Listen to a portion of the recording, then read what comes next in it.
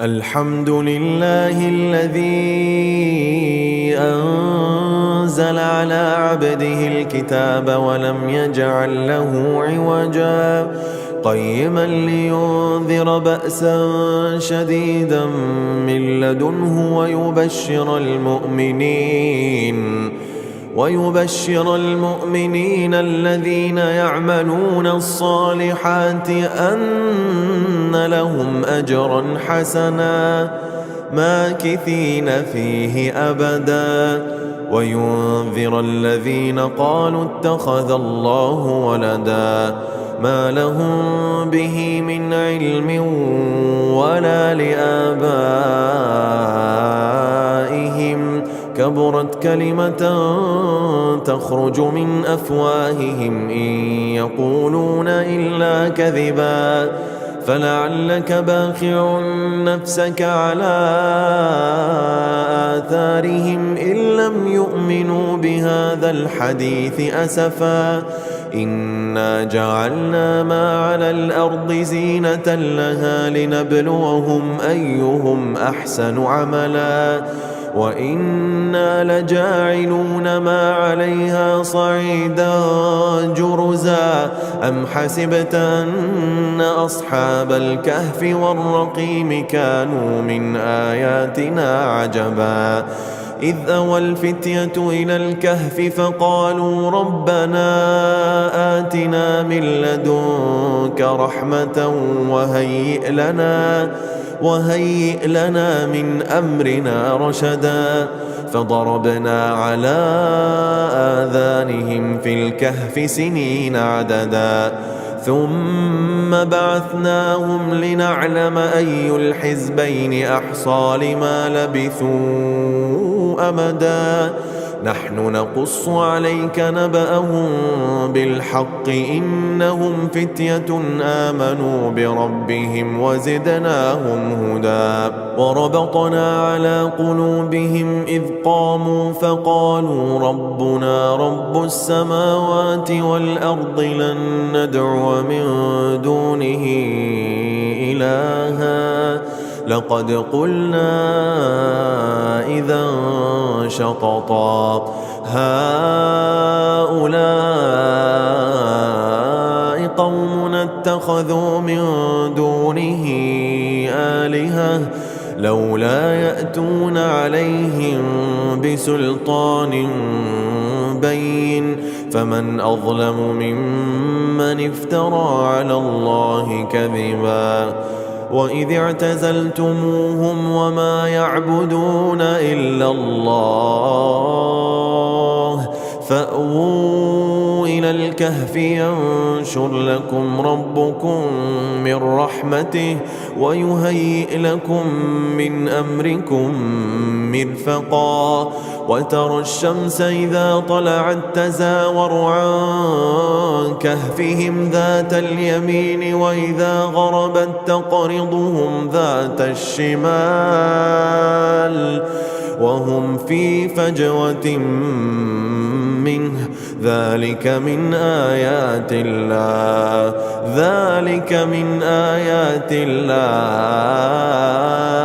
من يهد الله فهو المهتد ومن يضلل فلن تجد له وليا مرشدا وتحسبهم أيقاظا وهم رقود ونقلبهم ذات اليمين وذات الشمال وكلبهم باسط ذراعيه بالوصيد لو اطلعت عليهم لوليت منهم فرارا ولملئت منهم رعبا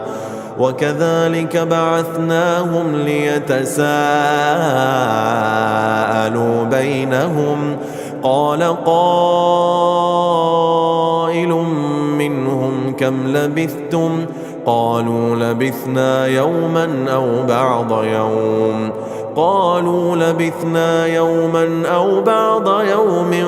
قالوا ربكم أعلم بما لبثتم فبعثوا أحدكم بورقكم هذه إلى المدينة فلينظر أيها أزكى طعاما فليأتكم برزق منه وليتلطف ولا يشعرن بكم أحدا إنهم إن يظهروا عليكم يرجموكم أو يعيدوكم في ملتهم ولن تفلحوا إذا أبدا وكذلك أعثرنا عليهم ليعلموا أن وعد الله حق وأن الساعة لا ريب فيها إذ يتنازعون بينهم أمرهم فقالوا ابنوا عليهم بنيانا ربهم أعلم بهم قال الذين غلبوا على أمرهم لنتخذن عليهم مسجدا سيقولون ثلاثة رابعهم كلبهم ويقولون خمسة سادسهم كلبهم رجما بالغيب ويقولون سبعة وثامنهم كلبهم قل ربي أعلم بعدتهم ما يعلمهم إلا قليل فلا تمار فيهم إلا مراء ظاهرا ولا تستفت فيهم منهم أحدا ولا تقولن لشيء إني فاعل ذلك غدا إلا أن يشاء الله واذكر ربك إذا نسيت وقل عسى أن يهديني ربي لأقرب من هذا رشدا ولبثوا في كهفهم 300 سنين وازدادوا 9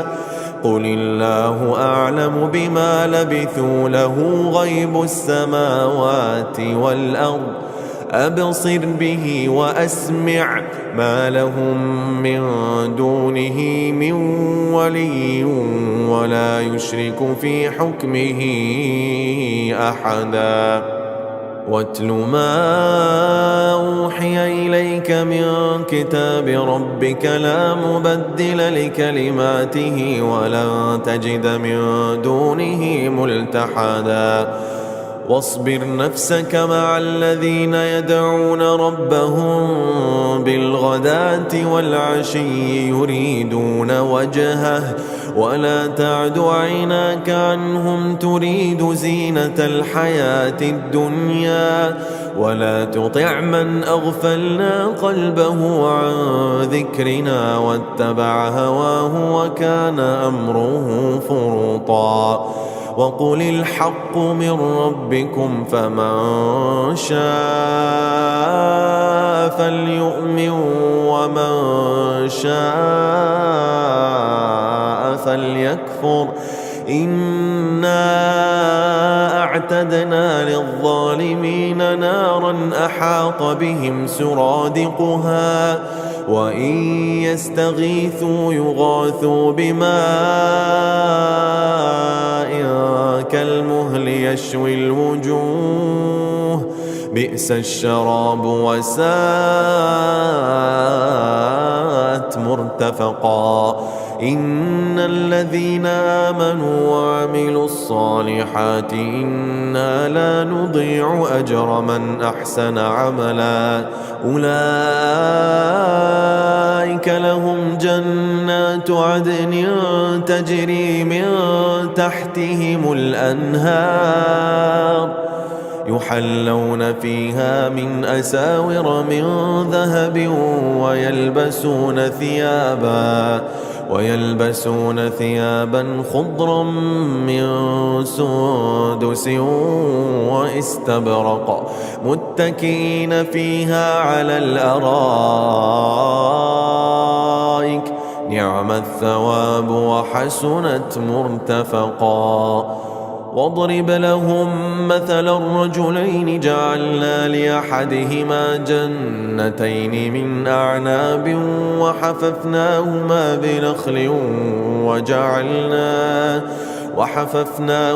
بنخل وجعلنا بينهما زرعا كلتا الجنتين آتت أكلها ولم تظلم منه شيئا وفجرنا خلالهما نهرا كلتا الجنتين آتت أكلها ولم تظلم منه شيئا وفجرنا خلالهما نهرا وكان له ثمر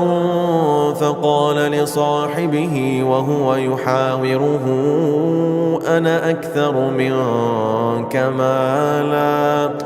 أنا أكثر منك مالا وأعز نفرا ودخل جنته وهو ظالم لنفسه قال ما أظن أن تبيد هذه أبدا وما أظن الساعة قائمة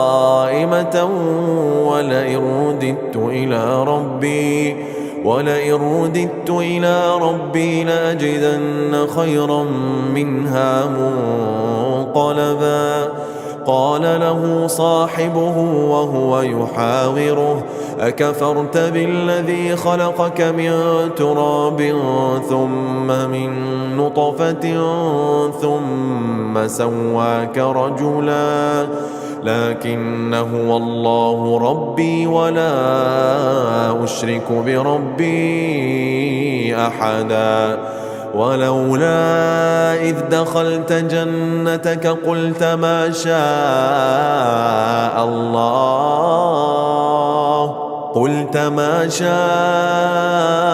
الله لا قوة إلا بالله إن ترني أنا أقل منك مالا وولدا فعسى ربي أن يؤتيني خيرا من جنتك ويرسل عليها حسبانا من السماء فتصبح صعيدا زلقا أو يصبح ماؤها غورا فلا تستطيع له طلبا وأحيط بثمره فأصبح يقلب كفيه على ما أنفق فيها وهي خاوية على عروشها ويقول يا ليتني لم أشرك بربي أحدا ولم تكن له فئة ينصرونه من دون الله وما كان منتصرا هنالك الولاية لله الحق هو خير ثوابا وخير عقبا واضرب لهم مثل الحياة الدنيا كماء إن أنزلناه من السماء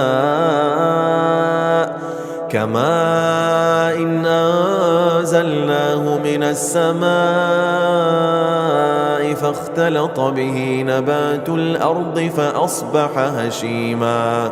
فأصبح هشيما تذروه الرياح وكان الله على كل شيء مقتدرا المال والبنون زينة الحياة الدنيا والباقيات الصالحات خير عند ربك ثوابا وخير أملا ويوم نسير الجبال وترى الأرض بارزة وحشرناهم فلم نغادر منهم أحدا وعرضوا على ربك صفا لقد جئتمونا كما خلقناكم أول مرة بل زعمتم أن لن نجعل لكم موعدا ووضع الكتاب فترى المجرمين مشفقين مما فيه ويقولون يا ويلتنا ما لهذا الكتاب لا يغادر صغيرة ولا كبيرة إلا أحصاها ووجدوا ما عملوا حاضرا ولا يظلم ربك أحدا. وإذ قلنا للملائكة اسجدوا لآدم فسجدوا إلا إبليس كان من الجن ففسق عن أمر ربه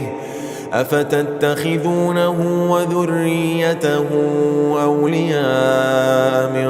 دوني وهم لكم عدو بئس للظالمين بدلا. ما أشهدتهم خلق السماوات والأرض ولا خلق أنفسهم وما كنت متخذ المضلين عضدا. ويوم يقول نادوا شركائي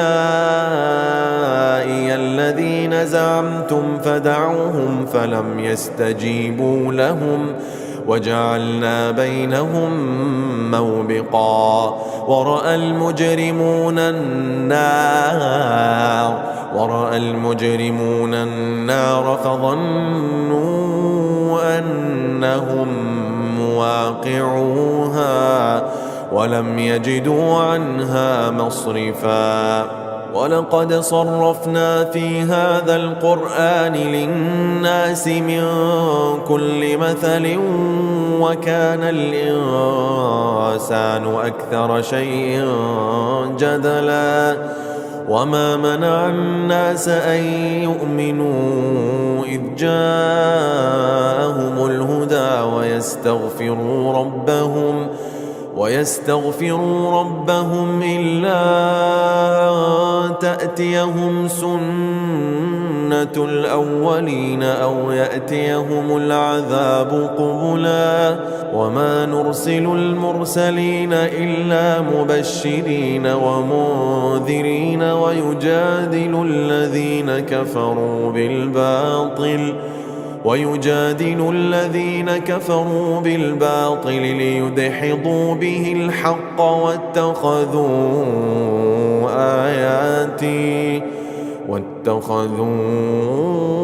آياتي وما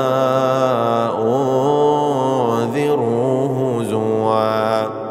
ومن أظلم ممن ذكر بآيات ربه فأعرض عنها ونسي ما قدمت يداه إنا جعلنا على قلوبهم أكنة أن يفقهوه وفي آذانهم وقرا وإن تدعهم إلى الهدى فلن يهتدوا إذا أبدا. وربك الغفور ذو الرحمة لو يؤاخذهم بما كسبوا لعجل لهم العذاب بل لهم موعد لن يجدوا من دونه موئلا. وتلك القرى أهلكناهم لما ظلموا وجعلنا لمهلكهم موعدا. وإذ قال موسى لفتاه لا أبرح حتى أبلغ مجمع البحرين أو أمضي حقبا فلما بلغا مجمع بينهما نسيا حوتهما فاتخذ سبيله في البحر سربا. فلما جاوزا قال لفتاه آتنا غداءنا لقد لقينا من سفرنا هذا نصبا. قال أرأيت إذ أوينا إلى الصخرة فإني نسيت الحوت وما أنسانيه وما أنسانيه إلا الشيطان أن أذكره واتخذ سبيله في البحر عجبا قال ذلك ما كنا نبغي فارتدا على آثارهما قصصا فوجدا عبدا من عبادنا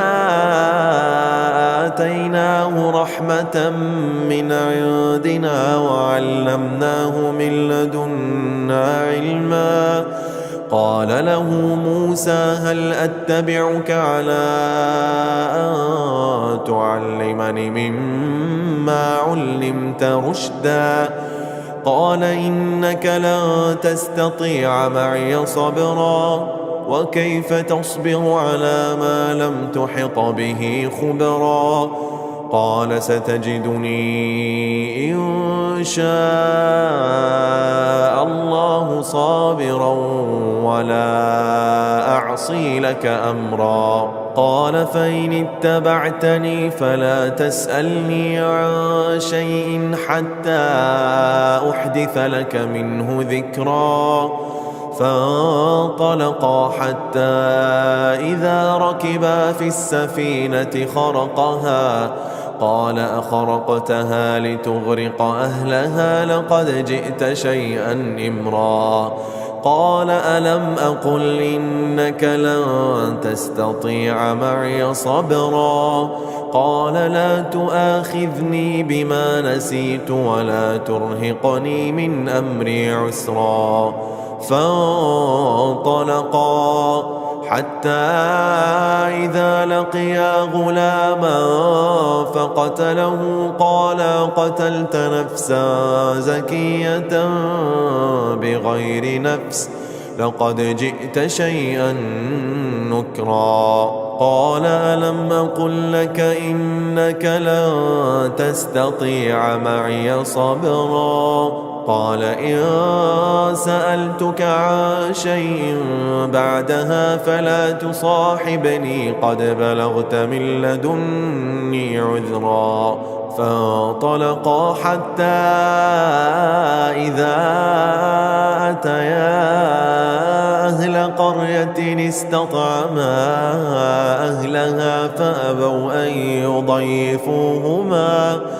فوجدا فيها جدارا يريد أن ينقض فأقامه قال لو شئت لاتخذت عليه أجرا قال هذا فراق بيني وبينك سأنبئك بتأويل ما لم تستطع عليه صبرا أما السفينة فكانت لمساكين يعملون في البحر فأردت أن أعيبها وكان وراءهم ملك يأخذ كل سفينة غصبا وأما الغلام فكان أبواه مؤمنين فخشينا أن يرهقهما طغيانا وكفرا فأردنا أن يبدلهما ربهما خيرا منه زكاة وأقرب رحما وأما الجدار فكان لغلامين يتيمين في المدينة وكان تحته كنز لهما وكان أبوهما صالحا فأراد ربك أن يبلغا أشدهما ويستخرجا كنزهما رحمة من ربك وما فعلته عن أمري ذلك تأويل ما لم تسطع عليه صبرا ويسألونك عن ذي القرنين قل سأتلو عليكم منه ذكرا إنا مكنا له في الأرض وآتيناه من كل شيء سببا فأتبع سببا حتى إذا بلغ مغرب الشمس وجدها تغرب في عين حمئة ووجد عندها قوما قلنا يا ذا القرنين إما أن تعذب وإما أن تتخذ فيهم حسنا قال أما من ظلم فسوف نعذبه ثم يرد إلى ربه فيعذبه عذابا نكرا وأما من آمن وعمل صالحا فله جزاء الحسنى وسنقول له من أمرنا يسرا ثم أتبع سببا حتى إذا بلغ مطلع الشمس وجدها تطلع على قوم لم نجعل لهم من دونها سترا كذلك وقد أحطنا بما لديه خبرا ثم أتبع سببا حتى إذا بلغ بين السدين وجد من دونهما قوما لا يكادون يفقهون قولا قالوا يا ذا القرنين إن يأجوج ومأجوج مفسدون في الأرض فهل نجعل لك خرجا على أن تجعل بيننا وبينهم سدا قال ما مكني فيه ربي خير فأعينوني بقوة أجعل بينكم وبينهم ردما آتوني زبر الحديد حتى إذا ساوى بين الصدفين قال انفخوا حتى إذا جعله نارا قال آتوني أفرغ عليه قطرا فما استطاعوا أن يظهروه وما استطاعوا له نقبا قال هذا رحمة من ربي فإذا جاء وعد ربي جعله دكاء وكان وعد ربي حقا وتركنا بعضهم يومئذ يموج في بعض ونفخ في الصور فجمعناهم جمعا وعرضنا جهنم يومئذ للكافرين عرضا وتركنا بعضهم يومئذ يموج في بعض ونفخ في الصور فجمعناهم جمعا وعرضنا جهنم يومئذ للكافرين عرضا الذين كانت أعينهم في غطاء عن ذكري وكانوا لا يستطيعون سمعا أفحسب الذين كفروا أن يتخذوا عبادي من دوني أولياء إنا أعتدنا جهنم للكافرين نزلا قل هل ننبئكم بالأخسرين أعمالا الذين ضل سعيهم في الحياة الدنيا وهم يحسبون أنهم يحسنون صنعا أولئك الذين كفروا بآيات ربهم ولقائه فحبطت أعمالهم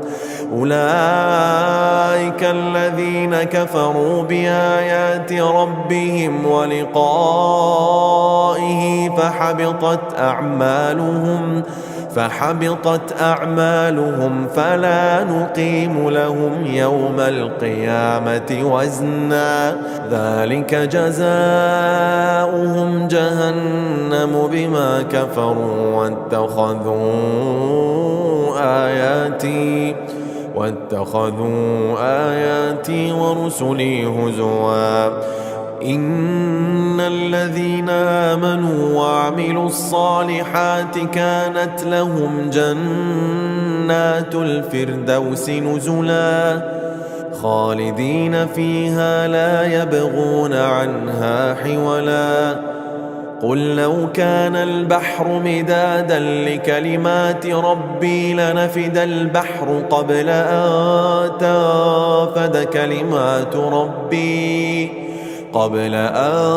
تنفد كلمات ربي ولو جئنا بمثله مددا قل إنما أنا بشر مثلكم يوحى إلي أنما إلهكم إله واحد فمن كان يرجو لقاء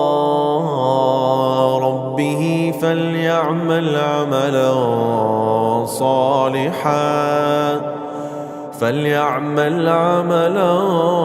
صالحا ولا يشرك بعبادة ربه أحدا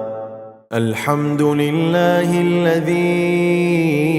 أنزل على عبده الكتاب ولم يجعل له عوجا قيما لينذر بأسا شديدا من لدنه ويبشر المؤمنين الذين يعملون الصالحات أن لهم أجرا حسنا ماكثين فيه أبدا وينذر الذين قالوا اتخذ الله ولدا ما لهم به من علم ولا لآبائهم كبرت كلمة تخرج من أفواههم إن يقولون إلا كذبا فلعلك باخع نفسك على آثارهم إن لم يؤمنوا بهذا الحديث أسفا إنا جعلنا ما على الأرض زينة لها لنبلوهم أيهم أحسن عملا وإنا لجاعلون ما عليها صعيدا جرزا أم حسبت أن أصحاب الكهف والرقيم كانوا من آياتنا عجبا إذ أوى الفتية إلى الكهف فقالوا ربنا آتنا من لدنك رحمة وهيئ لنا من أمرنا رشدا فضربنا على آذانهم في الكهف سنين عددا ثم بعثناهم لنعلم أي الحزبين أحصى لما لبثوا أمدا نحن نقص عليك نبأهم بالحق إنهم فتية آمنوا بربهم وزدناهم هدى وربطنا على قلوبهم إذ قاموا فقالوا ربنا رب السماوات والأرض لن ندعو من دونه إلها لقد قلنا إذا شططا هؤلاء قومنا اتخذوا من دونه آلهة لولا يأتون عليهم بسلطان بين فمن أظلم ممن افترى على الله كذبا وإذ اعتزلتموهم وما يعبدون إلا الله فأووا إلى إلى الكهف ينشر لكم ربكم من رحمته ويهيئ لكم من أمركم مرفقا وترى الشمس إذا طلعت تزاور عن كهفهم ذات اليمين وإذا غربت تقرضهم ذات الشمال وهم في فجوة منه ذلك من آيات الله من يهد الله فهو المهتد ومن يضلل فلن تجد له وليا مرشدا وتحسبهم أيقاظا وهم رقود ونقلبهم ذات اليمين وذات الشمال وكلبهم باسط ذراعيه بالوصيد لو اطلعت عليهم لوليت منهم فرارا ولملئت منهم رعبا وكذلك بعثناهم ليتساءلوا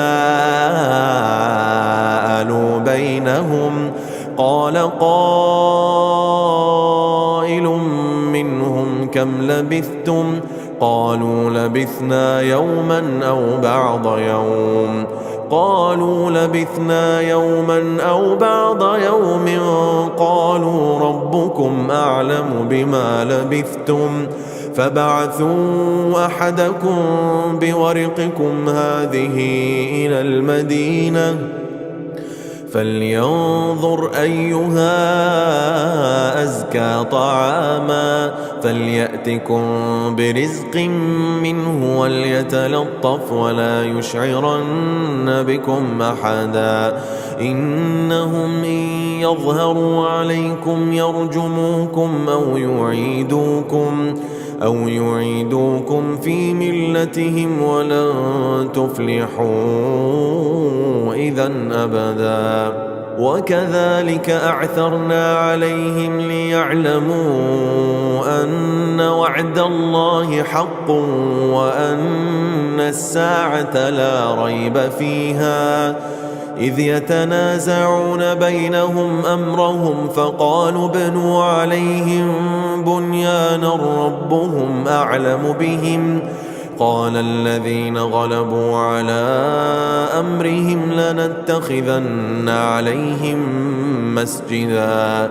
سيقولون ثلاثة رابعهم كلبهم ويقولون خمسة سادسهم كلبهم رجما بالغيب ويقولون سبعة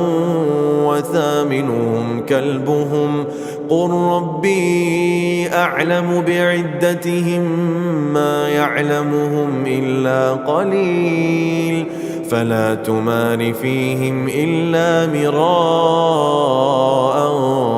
ظاهرا ولا تستفت فيهم منهم أحدا ولا تقولن لشيء إني فاعل ذلك غدا إلا أن يشاء الله واذكر ربك إذا نسيت وقل عسى أن يهديني ربي لأقرب من هذا رشدا ولبثوا في كهفهم 300 سنين وازدادوا 9 قل الله أعلم بما لبثوا له غيب السماوات والأرض أبصر به وأسمع ما لهم من دونه من ولي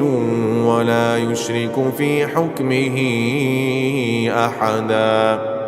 واتل ما أوحي إليك من كتاب ربك لا مبدل لكلماته ولن تجد من دونه ملتحدا واصبر نفسك مع الذين يدعون ربهم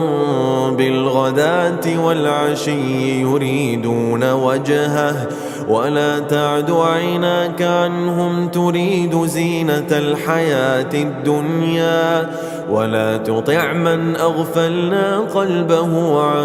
ذكرنا واتبع هواه وكان أمره فرطا وقل الحق من ربكم فمن شاء فليؤمن ومن شاء فليكفر إنا أعتدنا للظالمين نارا أحاط بهم سرادقها وإن يستغيثوا يغاثوا بماء كالمهل يشوي الوجوه بئس الشراب وساءت مرتفقا إن الذين آمنوا وعملوا الصالحات إنا لا نضيع أجر من أحسن عملا أولئك لهم جنات عدن تجري من تحتهم الأنهار يحلون فيها من أساور من ذهب ويلبسون ثيابا خضرا من سندس واستبرق متكئين فيها على الأرائك نعم الثواب وحسنت مرتفقا واضرب لهم مثل الرجلين جعلنا لأحدهما جنتين من أعناب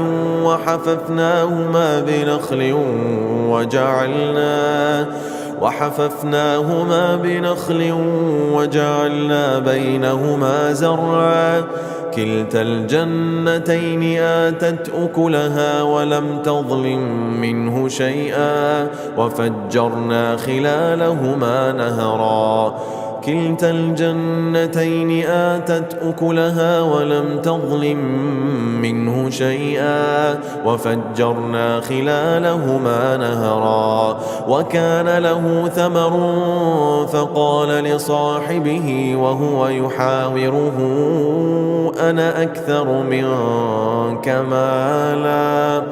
أنا أكثر منك مالا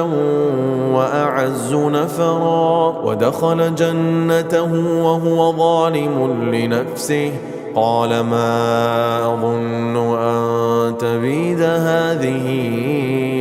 أبدا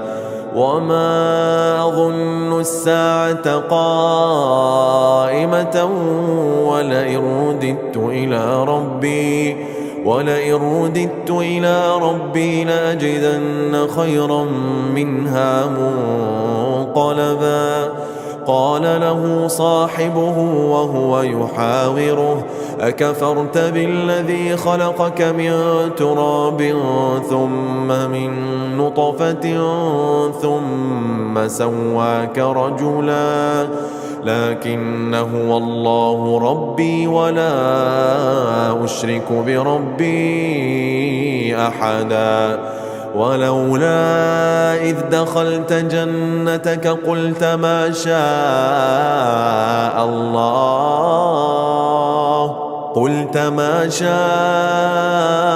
الله لا قوة إلا بالله إن ترني أنا أقل منك مالا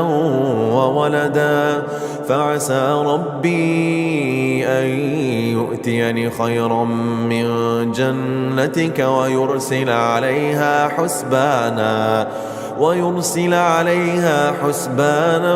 من السماء فتصبح صعيدا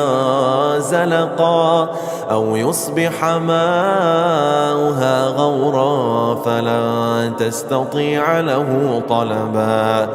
وأحيط بثمره فأصبح يقلب كفيه على ما أنفق فيها وهي خاوية على عروشها ويقول يا ليتني لم أشرك بربي أحدا ولم تكن له فئة ينصرونه من دون الله وما كان منتصرا. هنالك الولاية لله الحق، هو خير ثوابا وخير عقبا. واضرب لهم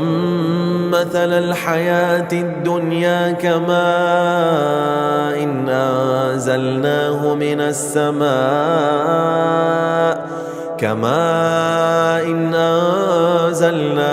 السماء فاختلط به نبات الأرض فأصبح هشيما تذروه الرياح، وكان الله على كل شيء مقتدرا. المال والبنون زينة الحياة الدنيا، والباقيات الصالحات خير عند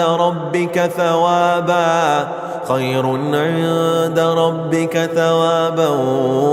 وخير أملا. ويوم نسير الجبال وترى الأرض بارزة وحشرناهم فلم نغادر منهم أحدا وعرضوا على ربك صفا لقد جئتمونا كما خلقناكم أول مرة بل زعمتم أن لن نجعل لكم موعدا. ووضع الكتاب فترى المجرمين مشفقين مما فيه ويقولون يا ويلتنا ما لهذا الكتاب لا يغادر صغيرة ولا كبيرة إلا أحصاها ووجدوا ما عملوا حاضرا ولا يظلم ربك أحدا. وإذ قلنا للملائكة اسجدوا لآدم فسجدوا إلا إبليس كان من الجن ففسق عن أمر ربه أفتتخذونه وذريته أولياء من دوني وهم لكم عدو بئس للظالمين بدلا. ما أشهدتهم خلق السماوات والأرض ولا خلق أنفسهم وما كنت متخذ المضلين عضدا. ويوم يقول نادوا شركائي الذين زعمتم فدعوهم فلم يستجيبوا لهم وجعلنا بينهم موبقا. ورأى المجرمون النار فظنوا أنهم مواقعوها ولم يجدوا عنها مصرفا. ولقد صرفنا في هذا القرآن للناس من كل مثل وكان الإنسان أكثر شيء جدلا. وما منع الناس أن يؤمنوا إذ جاءهم الهدى ويستغفروا ربهم إلا تأتيهم سنة الأولين أو يأتيهم العذاب قبلا. وما نرسل المرسلين إلا مبشرين ومنذرين ويجادل الذين كفروا بالباطل ليدحضوا به الحق واتخذوا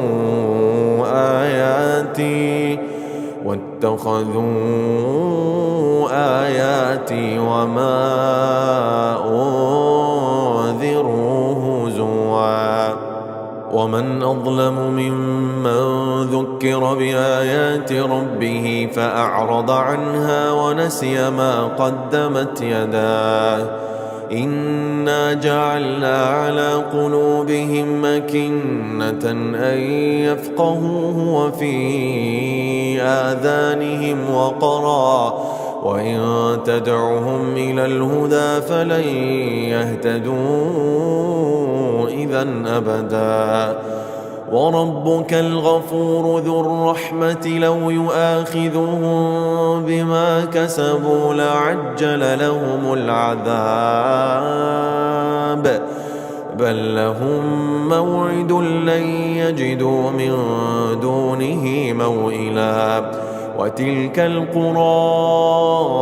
أهلكناهم لما ظلموا وجعلنا لمهلكهم موعدا. وإذ قال موسى لفتاه لا أبرح حتى أبلغ مجمع البحرين أو أمضي حقبا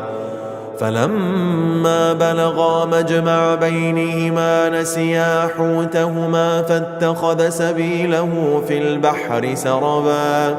فلما جاوزا قال لفتاه آتنا غداءنا لقد لقينا من سفرنا هذا نصبا. قال أرأيت إذ أوينا إلى الصخرة فإني نسيت الحوت وما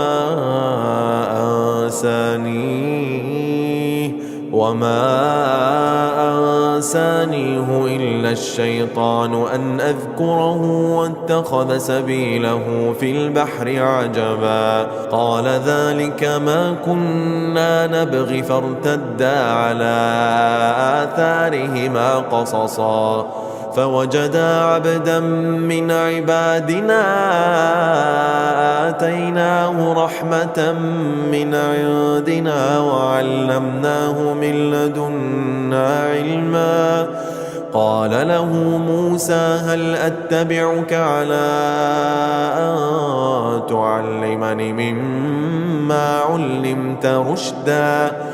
قال إنك لن تستطيع معي صبرا وكيف تصبر على ما لم تحط به خبرا. قال ستجدني إن شاء الله صابرا ولا أعصي لك أمرا. قال فإن اتبعتني فلا تسألني عن شيء حتى أحدث لك منه ذكرا. فانطلقا حتى إذا ركبا في السفينة خرقها قال أخرقتها لتغرق أهلها لقد جئت شيئا إمرا. قال ألم أقل إنك لن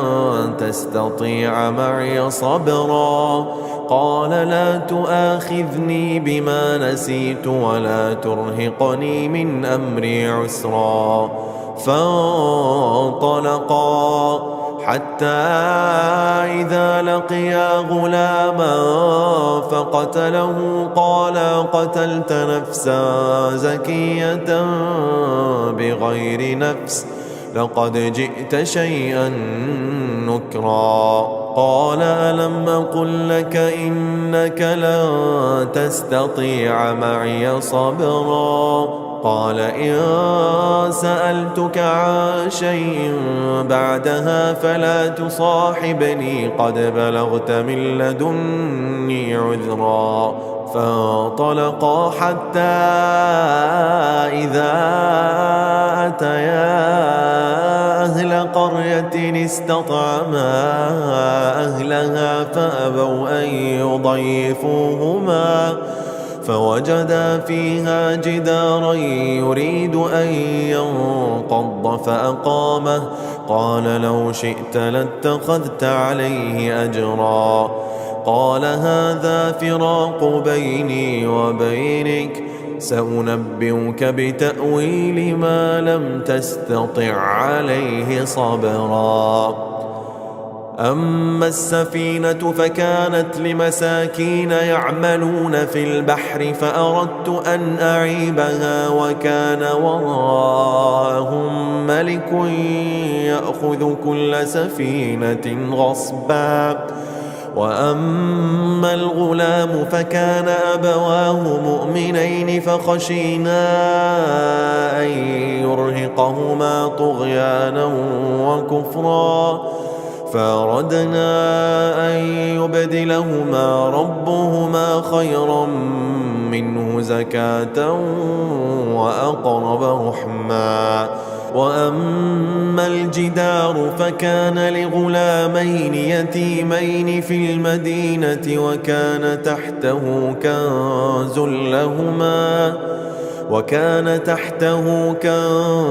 لهما وكان أبوهما صالحا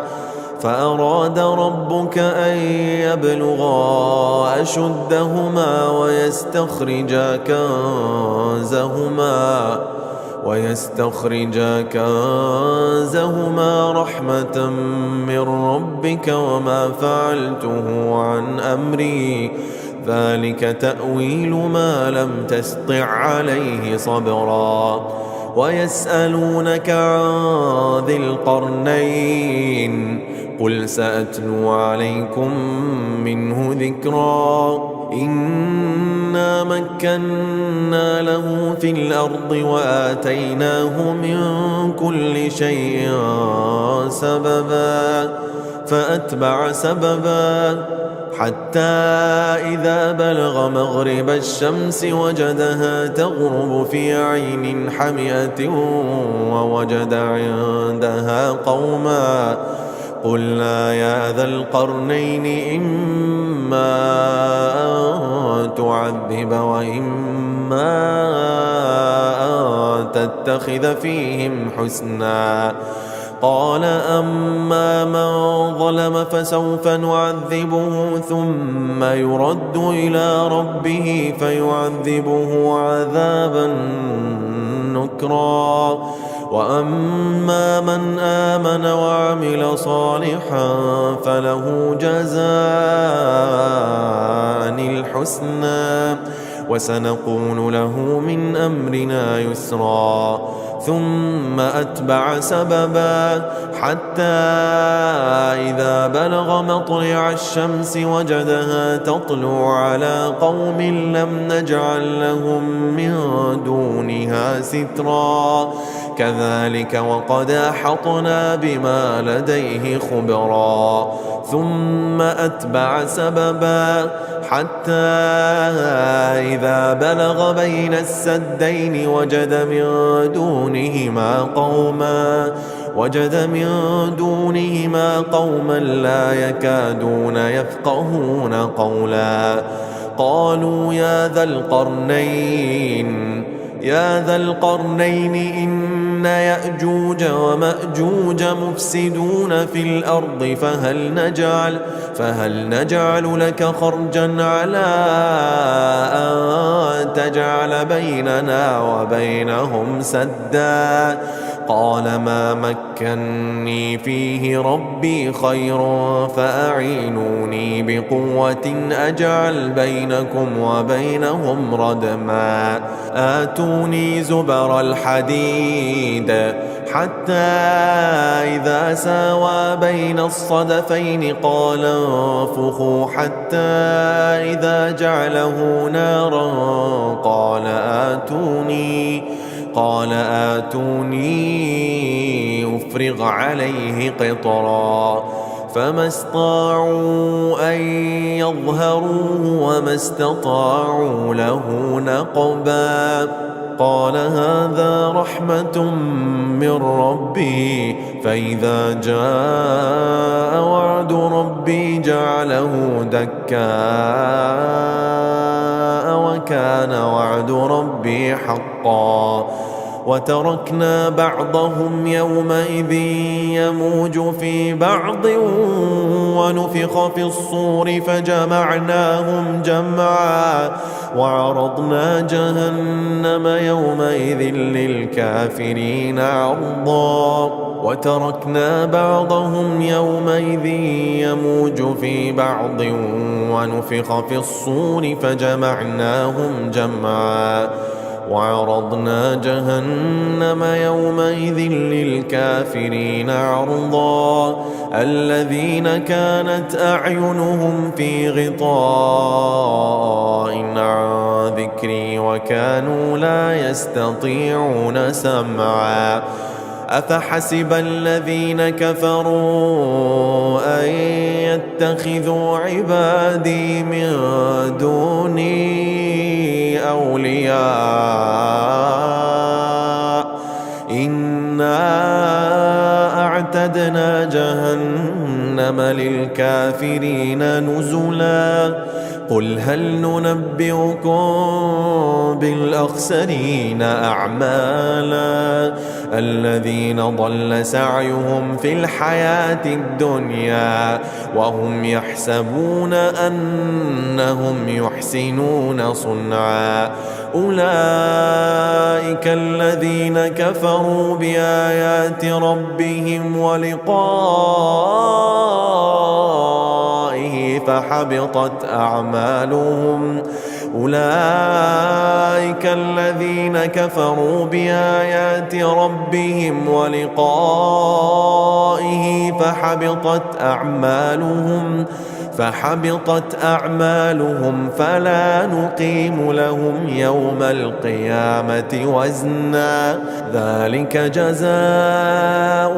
جهنم بما كفروا واتخذوا آياتي ورسلي هزوا إن الذين آمنوا وعملوا الصالحات كانت لهم جنات الفردوس نزلا خالدين فيها لا يبغون عنها حولا قل لو كان البحر مدادا لكلمات ربي لنفد البحر قبل أن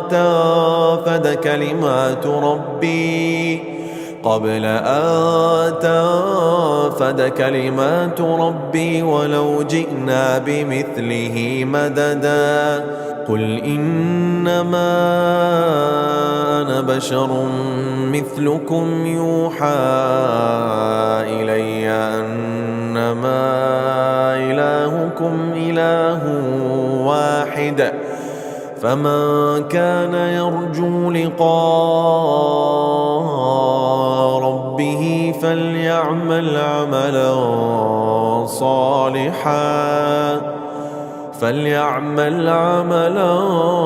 صالحا ولا يشرك بعبادة ربه أحدا.